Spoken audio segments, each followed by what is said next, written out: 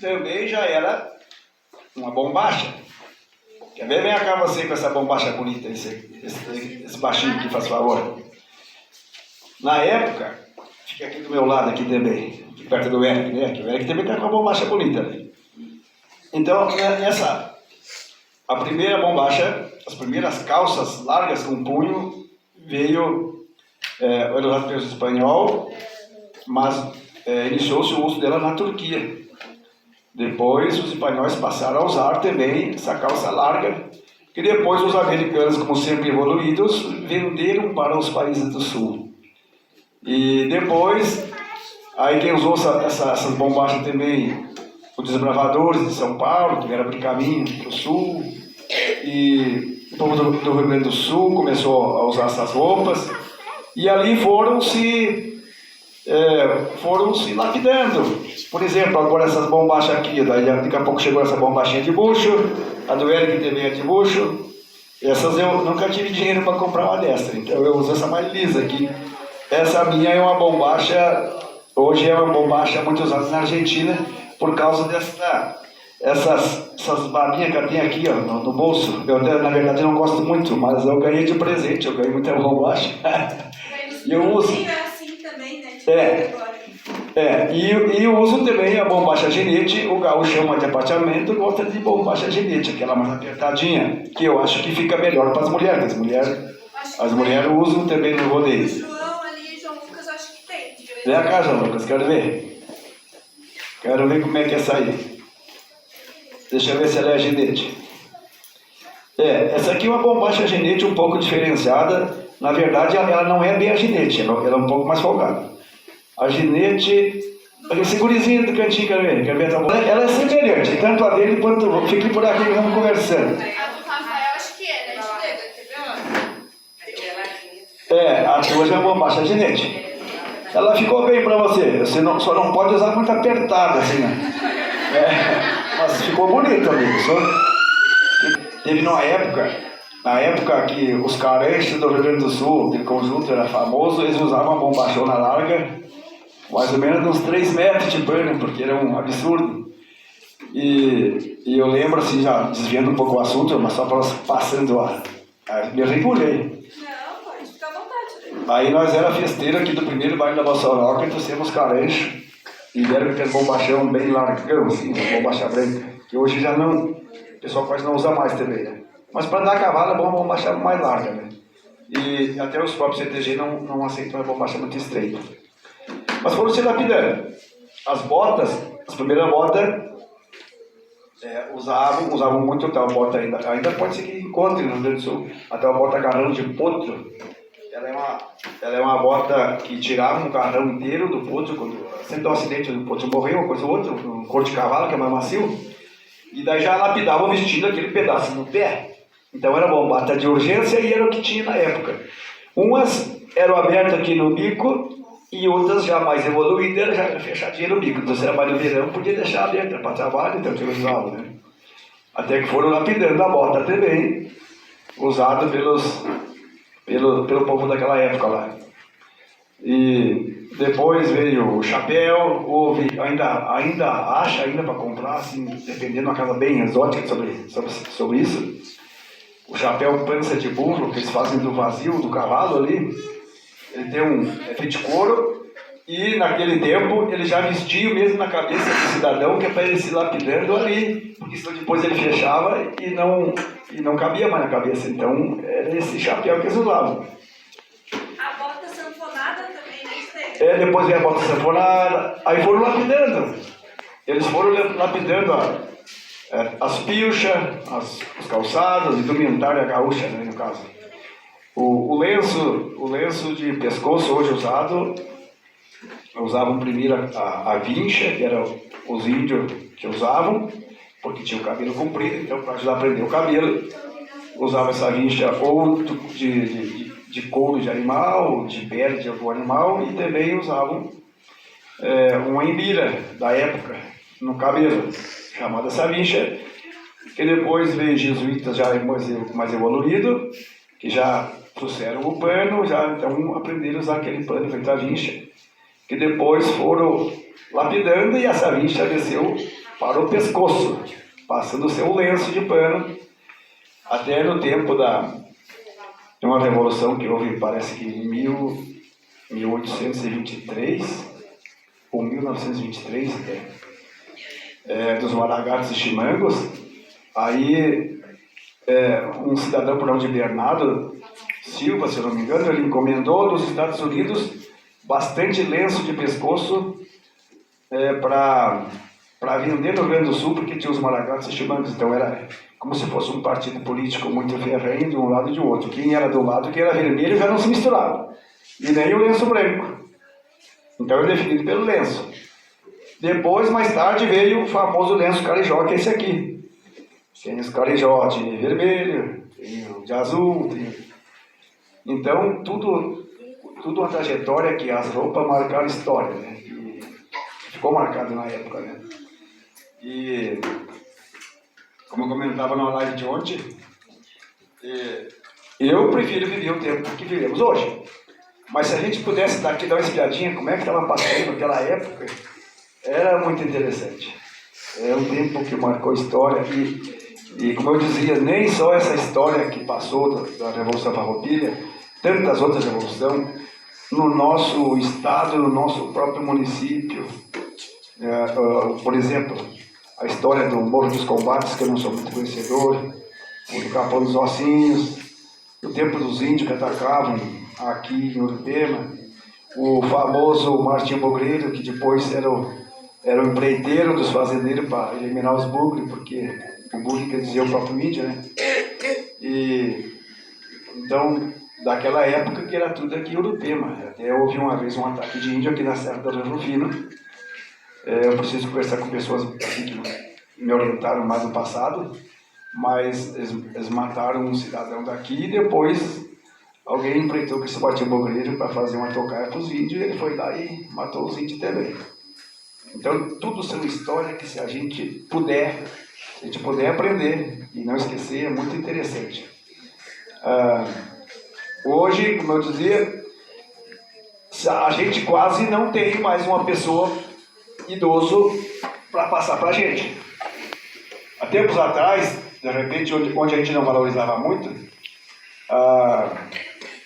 tinha pessoas mais idosas que sabiam contar mais histórias e acontecimentos do nosso município, da nossa terra, do próprio Brasil, essa revolução, a história de São João Maria, que eram 3, né? A gente pensava que era só um, mas na verdade, se fazer uma busca, eram 3 João Marias, e então eles diziam assim que só um era verdadeiro, na verdade, não sei qual exatamente era o verdadeiro, mas que passou aqui pela Bossoroca, passou por Urupema, passou pelo Centro, não teve onde ele não andasse. Que as pessoas mais maduras nós contavam. E como eu dizia, hoje se a gente fazer uma busca numa pessoa mais idosa, que nós dificilmente quase não achamos mais. Pena que está passando. Por isso que eu me dedico nessas histórias, também vim contar para vocês, falar dessa revolução, para nós não deixar isso aí passar batido, para nós falar do nossos antepassados, as pessoas que foram nossos avós, nossos bisavós. Chegue em casa e pergunte quem era meu avô, ou quem é meu avô. Chegue em casa e pergunte, diz o pai ou mãe, quem era meu bisavô e meu tetravô. Aí já vai enroscar. Pode ter certeza que a maioria não vai saber quem era. Né? É isso que a gente tem que buscar. E posso entrar 2 minutos no tropeirismo? Pode. Dentro dessas revoluções, eles faziam... A briga era tudo a cavalo, podemos até dar um treino aí, uns cavalos por aí, né? Fazer umas danças. Era a cavalo? Não vamos fazer isso em casa. Mas, nesta época, com certeza, já existia os meios de transporte. Não era carro, talvez eram as carroças, mas na maioria era o cargueiro, feito no cavalo. Era um cavalo para quem mora no sítio aqui, às vezes o pai arrumar. Que vai o bacheiro, vai a cangaia, vai as bruacas, e naquele tempo vai o ligar que é de couro e mais a reta que é uma corda chata que era para amarrar toda a carga por cima. Então já seria meio de transporte. No meio de transporte, lá bem no início, quando não se fala em revolução, lá no início, os meios de transporte eram diferentes. Quando descobriram o Brasil e logo começaram as coisas a andar no Brasil, aí eles aproveitavam muito dos índios. Tinha o pessoal assim que chegava de fora e que eles matavam as mulheres, matavam as crianças para ficar com os homens para o serviço. Mas na verdade o índio nunca foi gostador de trabalhar, tipo eu assim. Então o índio era mais vadio, mas eles iam. Depois veio a escravidão, que vocês vão estudar daqui uns dias. Ou alguém está estudando. Alguém já ouviu falar da princesa Isabel aí? Ninguém estudou sobre a princesa Isabel? Quinta série? A princesa Isabel que fez a lei áurea, que libertou os escravos. Neste tempo da libertação dos escravos, que o índio também era escravizado, a partir daí, os fazendeiros, o negro passou a ser o homem de confiança do fazendeiro. E eles viajavam para levar um gado, ou a tropa de cavalo, ou a tropa de gado. O negro era o homem da confiança, o índio era o homem que fazia a segurança, porque o índio era para se livrar de outros ataques de tribos de indígenas que tinha na época, e eles viajavam e quando acabasse o revirado, como nós dizemos, o lanche, aquilo que levaram para comer, daí o índio caçava para poderem alimentar os tropeiros do tempo. Nesses tropeiros, eles também tiveram em Santa Catarina, eles subiram a famosa Serra da Veneza, que é aberta desde 1720, 1730, que eu comentava na live de ontem ainda, que teve o pessoal dos tropeiros do Urubici, do Urupema, outros lá de Rio Rufino, desceram a Serra da Veneza há poucos dias atrás. Era para mim estar junto, mas daí ainda não estou liberado para viajar longe ainda. E esse gado embarcava em Laguna e o que sobrava desse gado ia para bater lá em São Paulo. Passava por Urupema, passava por Bocaina, passava por Curitibanos ou Lages, Paraná e Sorocaba, São Paulo. Com até 1 ano de prazo para a viagem, para chegar lá. Então tinha muita história de tropeiro, era sofrida. Eles contavam os dias, eles contavam a viagem, os dias, não eram as horas. Vamos dizer, se eu gasto viajando direto, eu gasto 90 dias para ir em São Paulo, então eu sabia que tem 90 dias para voltar e descansar na viagem. Era mais ou menos essa história do tropeiro. Os meios de transporte da época. Tem alguma pergunta para fazer? Mas nenhuma. Que barbaridade. Então vamos fazer uma música? Quer escutar uma música bem campeira? Sim. Ah, então vamos fazer. Pode ser? Pode, com certeza. O senhor quer que a gente porque se um vai por 100, eu vou por 50. E se ele não, se cobrar 50, eu não cobro nada. Tem uma sorte aí. Nossa, Só que as músicas do sucesso lá em casa de minha autoria, algumas de autoria, eu gosto de preservar aquilo ali, mas precisamos salvar essa história aí. Vamos dizer, eu acho que eu não vou gravar um CD, mas eu acho que eu vou salvar. Porque assim, aí tá. segure pro tio dele, tá? Já Segura firme, não deixa cair. Aí tá bom.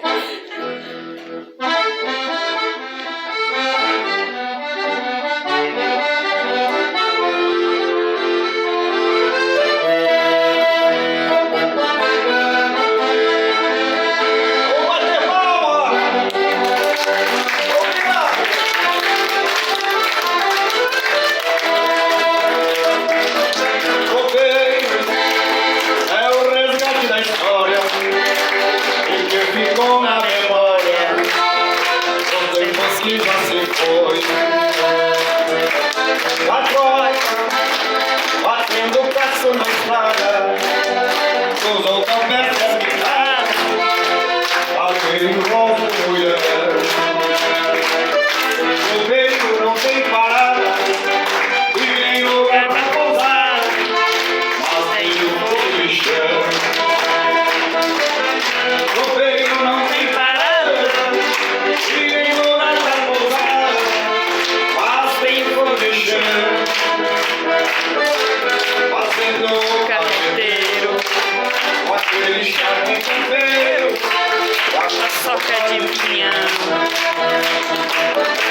Fazendo o carreteiro, pode ele já canseiro, e a paçoca de pinhão. E toma o café em copeiro, não vai ter mais passeio, canseiro, copeiro não tem parada, tem lugar pra pousada, Tem um fogo de chão.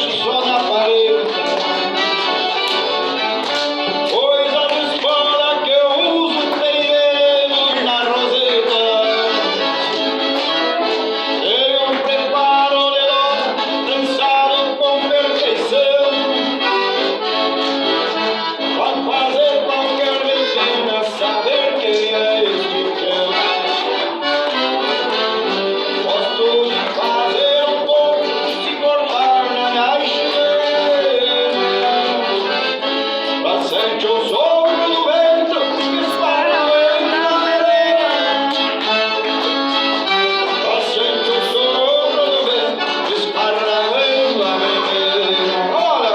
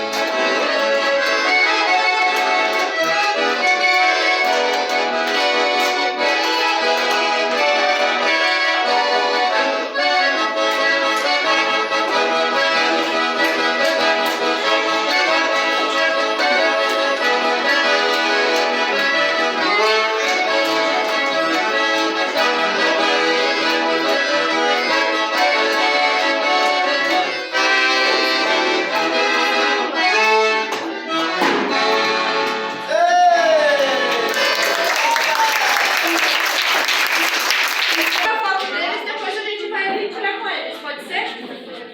Acho que eu vou atrapalhar aqui, as cadeiras não estão atrapalhando. Tira nessa. A Fábio, que é fotógrafa, pois é, subiu. Ó, aqui.